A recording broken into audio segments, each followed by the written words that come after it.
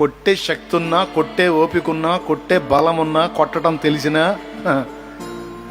తట్టుకొని నిలబడతాను చూడు, దెబ్బ తిని. అది బలం. ఎగతాళి చేసినోడిని ఎగతాళి చేయటం కాదు, అవమానించినోడిని అవమానించడం బలం కాదు, తిట్టినోడిని తిట్టడం బలం కాదు, తిట్టును తట్టుకోవటానికి బలం కావాలి. చెయ్యెత్తి కొట్టడం నీకు చేత అయితే నాకు చేత కాదు. ఎండి ఎండి ఎండి పొలాన్ని ఎరగదీస్తాను వీడు. తలకాయను కాళ్ళు పట్టుకొని తెలుసు